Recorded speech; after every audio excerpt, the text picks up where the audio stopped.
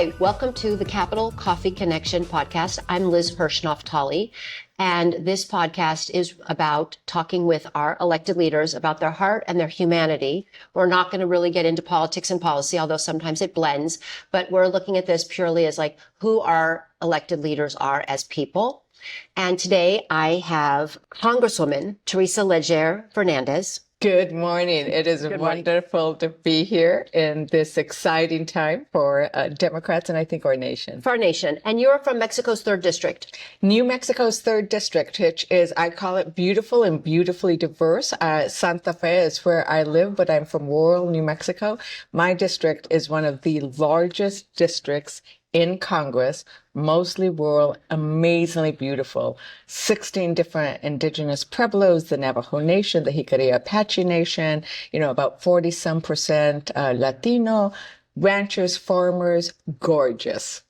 And so when you travel around, I'm just curious, skipping around, but when you travel around, you must just look outside and think, I am like in a heavenly place. I love I'm a 17th generation New Mexican. So I have been there for a while, and my ancestors have been there for a while. That's on the European side.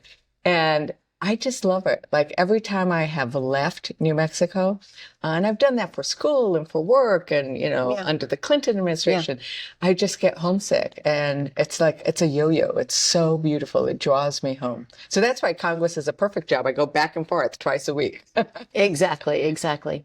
So talk about like the Native population and that you've been there for 17 generations. So you're really part of the beginning of New Mexico. I mean, yeah, we go back. We have marvelous stories because, New Mexico was part of Mexico. It was part of Spain. It was indigenous for 23 million years is how far back we've identified people living in New Mexico. Some of the oldest footprints, oldest evidence of humans in the Americas are found in New Mexico.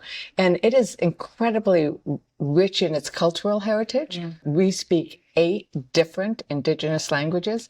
Spanish is what I grew up speaking with my grandmother, and it's an old Spanish that comes, from centuries ago. And so we're very proud of who we are, but this is what happens. Is when you are proud of who you are, you also can then be curious about other people. So what I love is that even though we're a place of incredible poverty in some of our areas, we also are a place of curiosity and opportunity. Yeah. Like we don't have this sense of division and hatred of the other. We have a curiosity about the other. And I think that that's the moment we are in as a country, of being able to go beyond this division and realize that we are part of a common idea, that we want to be curious about each other, and we want to join together to work on something bigger and better than ourselves in the future. I love that. And I think the only thing I'd add to that is like we have to celebrate our differences, because you and I don't come from the same place. We're very different, but we can sit and have this beautiful conversation. And like you said, if you are secure, you can reach out.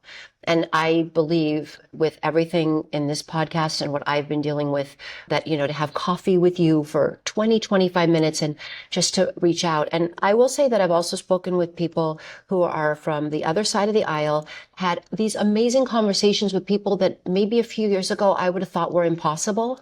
But I've come away thinking, we have so much more that brings us together than what does separate us. And while going back to we just need to celebrate what brings us together, because we are Americans. At the end of the day, we're all Americans. So what I like to tell a story about the way New Mexico gets water to irrigate our fields. If you'll indulge me. Yeah, I love it. Because I love this story, because I think it is about who we are. So, you think of New Mexico and you think arid and dry, and I think rich and vibrant. But that's because for centuries we have figured out that the way we get that snow melt that, melts into those rivers and we get into our field is through what we call an acequia. It's a ditch. So this is a beautiful story about a ditch. Yes, okay. Because this ditch is worked together.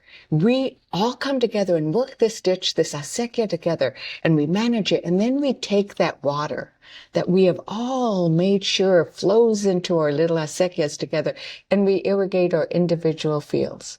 And this is what America is. Like, everybody who works that ditch has a little part of that water. And every American has a little piece of America. And when we work together, we can then irrigate our own fields, our own future. And that's, once again, what I am excited about in this moment, is that Americans, rural people, they always know that they are part of something that is bigger than themselves. If you go into rural communities, they know they rely on their neighbors. They depend on them, regardless of whether they're Democrat or Republican, right? They know that if their car goes off in a ditch, somebody's going to come and pull them out. They're not going to ask them, what are your beliefs? It's like, where's your hitch? I'm going to. Yes. But it's that concept that I think that with this moment we're in, where we have the opposite of hatred and division, and you need to think of yourself as somebody different, and they are wrong, and they are stupid, and they are, whatever you want to claim, they're immigrants, and the hatred that's put on other people versus the how can I help you out? Because together we are something bigger. And that is what New Mexico, my little acequia. I used to be an acequia commissioner. I still have water rights. We have farmland and ranch land. And I just love that story about that's a little bit of America, even though it's really very old and Nuevo Mexicano. I think it's a little bit of America, but it's a lot of America. Yes. Yeah. Thank you for sharing that. Could you share a little bit about growing up and what it was like to grow up in New Mexico? And I assume the influence of your parents, and what they did, but also your grandparents and your community. Right. So I grew up in a very small town. My parents and my grandparents were from surrounding villages, and it was rich. My parents were actually the kind of people who constantly give back to the community. They ended up becoming educators. My mother had 7 kids, and I remember her working on getting her degree and falling asleep on the typewriter. Yeah. Can you imagine the imprint of the letters? But she got a degree, and she ended up, along with my father, being pioneers in bilingual education. They realized that the language that was spoken in the kitchen needed to be taught in the classroom. Mm-hmm. And so I grew up with the sense of, it was the Chicano Renaissance, right? About reaffirming our pride and our música, poesía, and teatro. We reaffirmed that pride. And I think it's why we are so rich in identity now, even if we are still struggling with issues of poverty and opportunity. But they modeled for me how to constantly be in contact, be part of your community, even as you try to serve it in a way beyond, which is what I ended up doing, right? Running for Congress. Well, running for Congress. I mean, I think a lot of the leaders that I've spoken with have parents that didn't have a lot, but gave back a lot, which I think is a very common thing, whether it's through teaching or through social work or through local legislation. So there's a pattern of kids who grow up and see their parents participating and then say, oh, I also can, and I also want to. And now you just do it, and many do it as elected leaders, which is another way to give back. And truthfully, a really hard way, because to get elected and do all that work, no matter where you are in the United States, it takes a lot. Well, I always joke about that. For my job interview, I have to get interviewed by 721,000 people every 2 years and say, will you rehire me? And they're looking. They're looking. So yeah, I get it. And 7 siblings. Where do you fall in line in 7 siblings? I am the first daughter. I have 5 older brothers and a baby sister. Well, I had. Unfortunately, I lost my 2 oldest brothers to addiction and suicide and untreated and undiagnosed mental illness, and then my baby sister to cancer. So, we've gone through a lot of trauma and sadness in my family, but those things, they carry with you. I work a lot on issues around mental health, around addiction. Thank you. And those are issues that plague New Mexico. Those are issues that plague America. I think they plague every family. I mean, I know from my friends and my family, we've had a lot of loss. And it's both from mental illness, drug addiction, and it's just something that I think we all relate to. And unfortunately, it does not care where you are, what your zip code is, or who you voted for. And what we haven't done in this country, but we are starting. We are starting. That's, once again, I love this moment we are in, because we are finally starting to say, let's treat mental illness, let's treat drug addiction, not as something criminal or something to be hidden, but as a healthcare issue. Exactly. And when we treat it as a healthcare issue, we can create those possibilities for others. I love, one of the guys who was in AA with my brother, and now he's this amazing person who handles all the cultural affairs for the city of Albuquerque. And he always comes up to me and says, your mom was the mom to all of us. And even though you lost your brother, she helped us. Beautiful. She helped me get to where I was. And so those are inspirations for legislation that I carry. Yeah. Thank you for sharing that. Talk a little bit about growing up in school. Like, did you have special teachers? I always like to ask, who are your influential teachers and what did they influence? And people have really beautiful stories about their teachers. Well, you know what? I was one of the first Head Start babies in New Mexico. And so I really loved my teacher, Mrs. Vasquez, and she was just marvelous, right? And I always talk about that's where I fell in love with learning, was as this little girl in school. I loved the watermelon and the naps. Yes.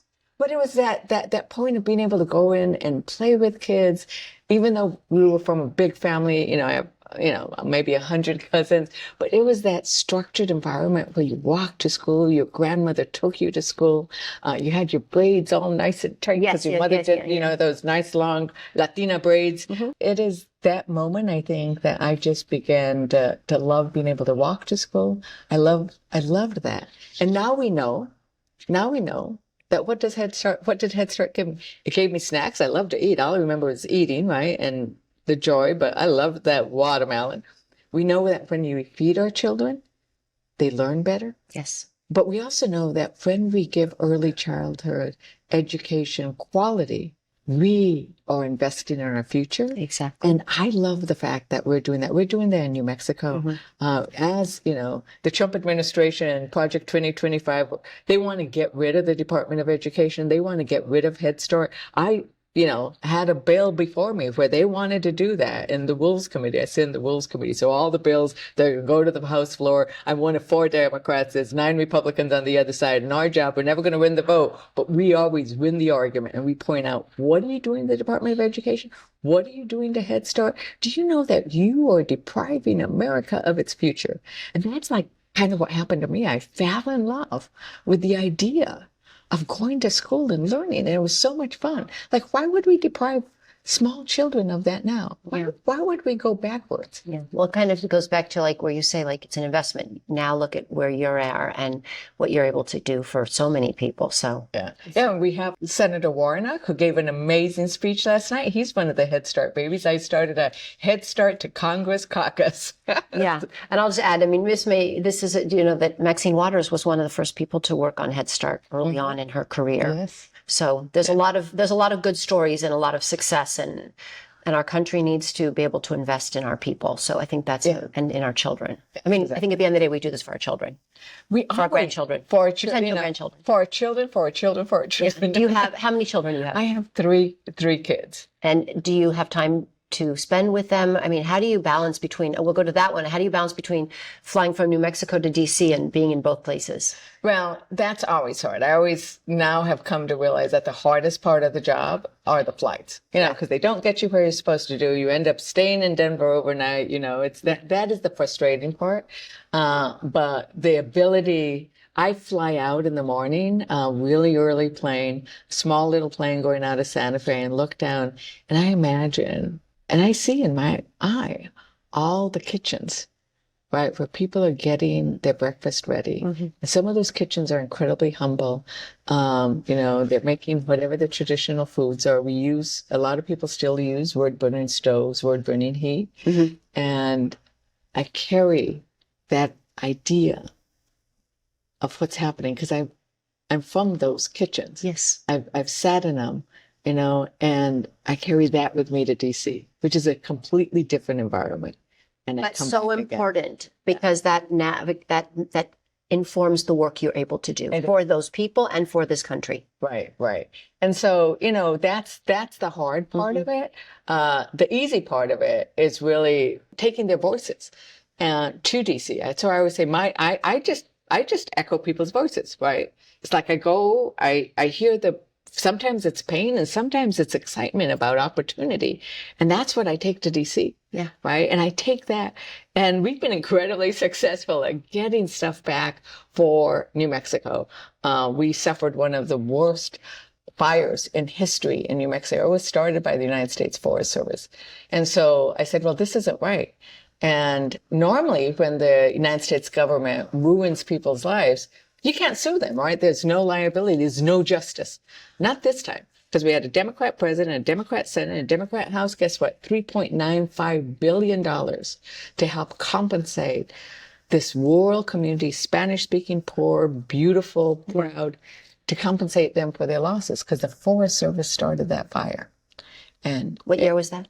It was, we're going on 2 years. We're going on our third year of recovering from that fire. Yeah. And it was one of those things that, like, I would fly over and I could see the fire.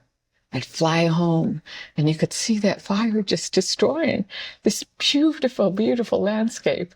That was, we scattered the ashes of my sister in that forest because it was the most beautiful thing she remembered. And she said, I want to be scattered along that riverbank. And it all turned to ashes. And that was my sister who had gone by, but people whose ranches and livelihood depended on those forests and those ranches and those small businesses and these teeny little villages. And that's one of the things you can do, is take those voices and then bring justice home. In that vein, I ask this other question, which is, what is the best advice you've received? The worst advice you've received? And a little bit about that, like, what is the advice you give others? The great thing about Congress is I am surrounded by brilliant, compassionate colleagues. Yeah. People always try to say, the people, it's like, oh my goodness, my colleagues are incredibly generous. And so one of the pieces of advice that I've taken to heart is getting to know them, right? And going to dinner. And finding some time, because we don't have a lot of time. You should see my You're schedule. rushing in and out of votes and everything. Like, and we have meetings in the hallways. I'll go from a meeting in the hallway to the meeting in the, 2 different meetings in the little lobby. People being taken over to the Capitol to meet with me. But then finding a little bit of time to have that sit down and say, well, you can eat with a knife and fork, because we never have time to eat with knives and forks when we're in Congress. It's just too busy. You are trying to, get finger food into it. Right. And that is, I think, a wonderful thing to do, because it's building those relationships. And I also have bipartisan dinners. There's a wonderful colleague of mine who we came in as freshmen. We started talking and he said, I want to be able to have will you bring some Democrats over to my house and we'll have dinners together? It's like, okay. And it's been lovely. That's wonderful. You get to meet people offline. Yeah. And what advice do you give to young people? Because I'm sure you have a lot of young people that come to you and they want to know how you became a congressperson. What do you do? How do you do? One of the things I think is really important, especially for young people, because people are always telling them, find your passion, right? It's like, I didn't know what my passions would be. I sort of said yes to different opportunities in life. Some people know exactly what they want to be, but many others don't. And I think that the key thing is do whatever you're doing with passion, right? And with joy. And when you find that moment of joy of what you're doing, you hit it. And it might not be what you will end up doing for the rest of your life, but say yes to opportunities and seek them out.